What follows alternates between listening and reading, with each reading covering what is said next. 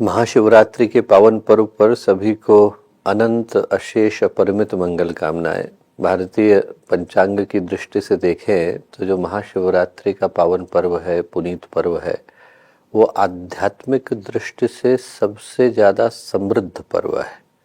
एक ऐसे संदेश को लेकर, एक ऐसी शिक्षा को लेकर के पर्व अवतरित होता है जो स्मरण दिलाता है कि हमारे भीतर की जो संभावनाएं हैं, प्रसुप्त हैं, वो जागृत हो सके।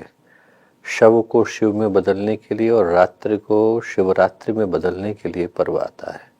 यूँ कहें कि एक सौभाग्य की संभावना को लेकर के आता है, और वो जो सौभाग्य है वो इस दृष्टि से भी अपरिमित हो जाता है कि ये जो महाशिवरात्रि का पर्व है, ये कुंभ के महापर्व के समापन के संदेश को भी लेकर के आ रहा है।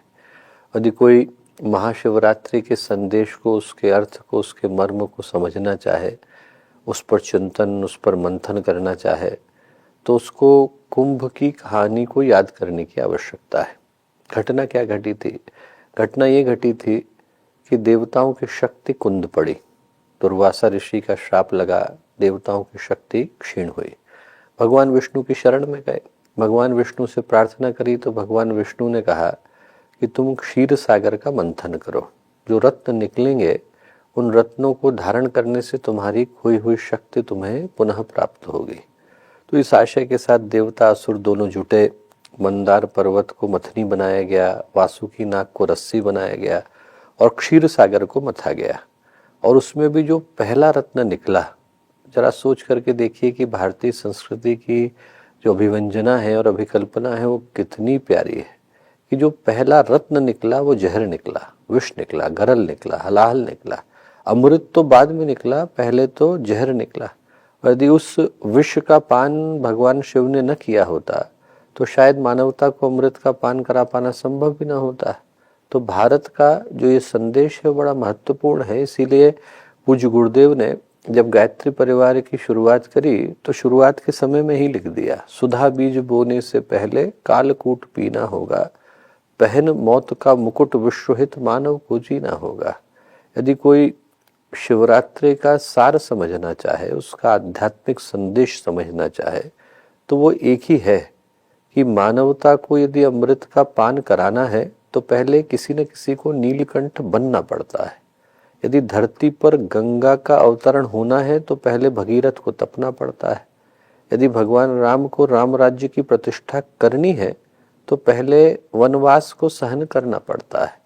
जो भारतीय संस्कृति का संदेश है बड़ा स्पष्ट है कि यहाँ पर सौभाग्य के सारे दरवाजे कष्टों की, संघर्षों की राहों से गुजरने के बाद ही खुल पाते हैं। महर्षि अरविंद ने एक प्यारी बात कही है कि all the roads to heaven go through the hell. जितने भी स्वर्ग के दरवाजे हैं वो नरक से होकर के गुजरते हैं। जो तितीक्षा के पथ को स्वीकार कर पाने की स्थिति में होता है उसी के जीवन में सौभाग्य का अवतरण हो पाता है। यदि हम आध्यात्मिक दृष्टि से सोच करके देखें तो जो आज की परिस्थितियां हैं, इन परिस्थितियों में भी एक समुद्र मंथन हो रहा है। और वो समुद्र मंथन यूं कह लें कि सृष्टि में हो रहा है, प्रकृति में हो रहा है और सभी घटकों में हो रहा है। मानवता, या यूं कहें कि गायत्री परिवार भी, सभी उसी समुद्र मंथन के अंतर्गत सम्मिलित है किसी न किसी रूप में। यदि उस समुद्र मंथन के विषय में जानना हो तो शायद एक कथा कहूँ तो उससे वो स्पष्ट हो पाए। एक युग के बड़े महातपस्वी हुए, उनसे बड़ा तपस्वी उससे पहले न हुआ, उनके बाद न हुआ, न भूतो न भविष्यते। जो साधना का, तपस्या का, एक आत्मिक परिमार्जन का जो अंतिम शिखर हो सकता है उसको उनने स्पर्श किया। और जब परिस्थितियां बड़ी भयावह थी, प्रकृति में अंधकार सर्वत्र व्याप्त था, आसुरी शक्तियां हर जगह पर सक्रिय थी, तो ऐसे में देव शक्तियों ने, ऋषि सत्ताओं ने उनसे प्रार्थना करी कि आप आए, धरती पर अवतरण लें। आपके आने से जो पुण्य का प्रकाश फैलेगा वो लोगों को अच्छे कर्म करने के लिए उद्यत करेगा, प्रेरित करेगा। बड़ी बड़ी आत्माएं भी धरती पर आने से घबराती थी, क्योंकि जो आएगा वो इतने अंधकार के समय में कर्म के बोझ को, कर्म के भार को लेकर के जाएगा। पर महापुरुषों के सोचने का तरीका भिन्न होता है। उनको लगता है कि जहर इकट्ठा हो रहा है, किसी न किसी को तो पीना ही है, तो चलो हम ही पीते हैं। ये सोच करके उनने धरती पर अवतरण को स्वीकार किया। आने के साथ ही अलौकिक जीवन को जिया, अपरिमित लेखन किया, साधना के तपस्या के अंतिम शिखर को स्पर्श किया और तिल तिल जलकर सारे कष्टों को सहकर उस संगठन कह लीजिए, अभियान कह लीजिए, आंदोलन कह लीजिए, जो आप कहना चाहें कहें, उसको उनने खड़ा किया।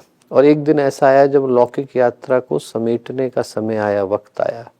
और जब वक्त आया तो वो समय धरती की कक्षा की दृष्टि से बड़ा ही मूल्यवान था। धरती बड़ी ही गंभीर कक्षा से गुजर रही थी, अंधकार चरम पर था। और ऐसे समय में प्रकृति की परिस्थितियां ऐसी थीं, यदि धरती को यूं ही छोड़ दिया जाए, असुरक्षित छोड़ दिया जाए, तो उसका नष्ट होना लगभग सुनिश्चित था। तो ऐसे में भगवान महाकाल ने, आदि शक्ति माँ गायत्री ने, प्रकृति ने उन महातपस्वी से प्रार्थना करी कि यदि आप कुछ दशकों की तपस्या और करें तो आपकी तपस्या से निकलने वाले प्रकाश से इस धरती को सुरक्षित किया जा सकेगा। अनुरोध को उन्होंने स्वीकार किया, पर अनुरोध को स्वीकार करने के साथ ही एक और घटना घटी कि राक्षसी सत्ताओं को लगा कि यदि वो तपस्या के लिए गए तो उनके आशियाने को तो सुरक्षित करने वाला कोई और होगा नहीं, तो उसको नष्ट करने का ये सर्वोत्तम समय है। इसी समय में उसके ऊपर हमला किया जा सकता है। बड़ी तपस्या से, बड़े प्रेम से, बड़े अपनत्व से, बड़ी आत्मीयता से जिस घोंसले को उन्होंने बनाया, उसको नष्ट करने का प्रयत्न किया जाए। भगवान की योजना है, नष्ट नहीं किया जा सकता। तो उन्होंने सोचा नष्ट नहीं कर सकते हैं, भ्रष्ट तो कर सकते हैं। उनने अपनी अपनी किताबों को पढ़ा कि क्या किया जाए।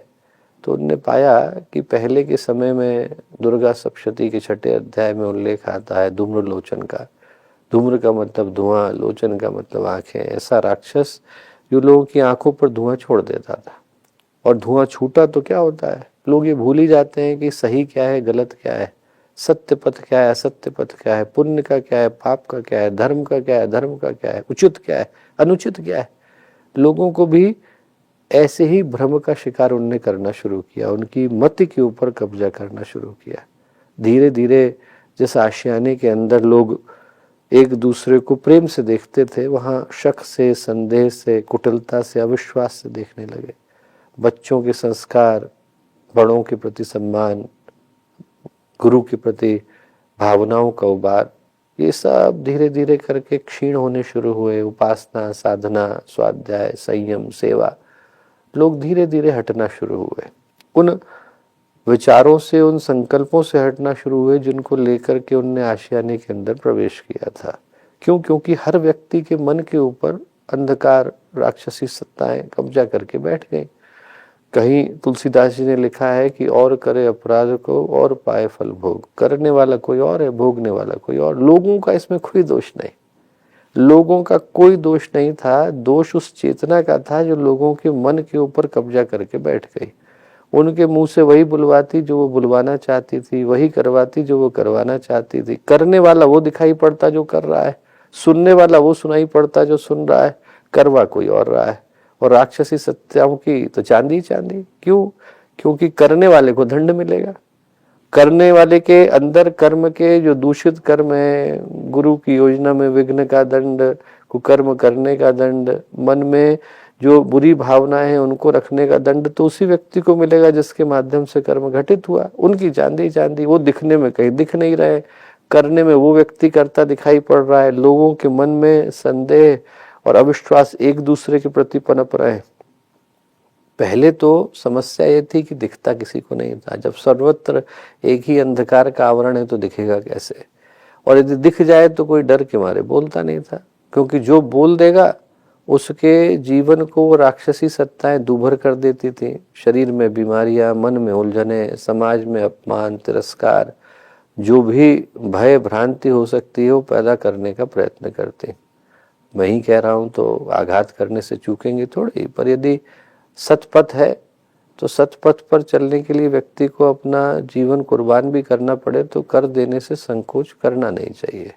गुरुदेव ने जुलाई 1966 में एक आलेख लिखा है अखंड ज्योति में, सज्जनों की अग्नि परीक्षा, कि जहां कहीं पर भी धर्म धारणाओं के प्रयत्न होते हैं, गुरुदेव ने उसमें लिखा, वहां पर राक्षसी सत्ताएं हमला करने से चूकती नहीं है।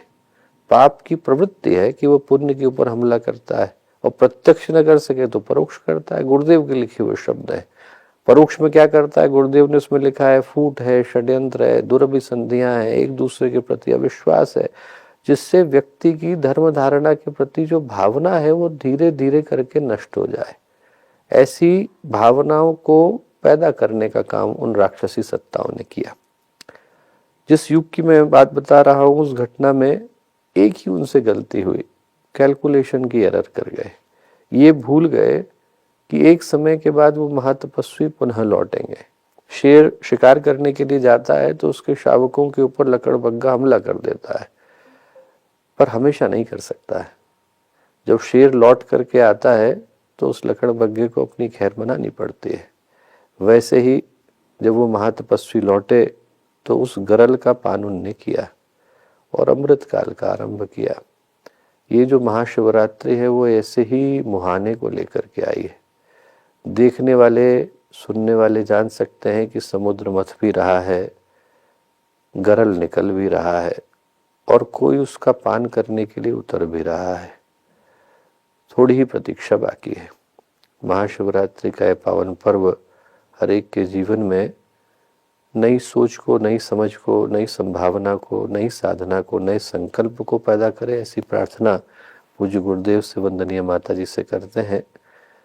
कहीं पर लिखी हुई पंक्तियां हैं, उन्हीं के साथ अपनी बात को समाप्त करूंगा। पंक्तियां यही हैं कि कह दें शंकर से फिर एक बार, करें प्रलय नृत्य। कह दें शंकर से फिर एक बार, वो करें अपना प्रलय नृत्य। सारे भारत में गूंज उठे हर हर बम का महोच्चार। तू मौन त्याग कर सिंहनाद, तू मौन त्याग कर सिंहनाद। रे तपी आज तप का नकाल, नवयुग शंख ध्वनि बजा रहा।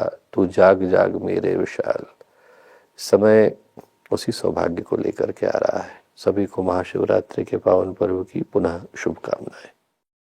हमारे YouTube चैनल शांति कुंज वीडियो गायत्री परिवार को सब्सक्राइब करें एवं बेल आइकन जरूर दबाएं ताकि गायत्री परिवार की विभिन्न गतिविधियों की जानकारी आपको मिलती रहे।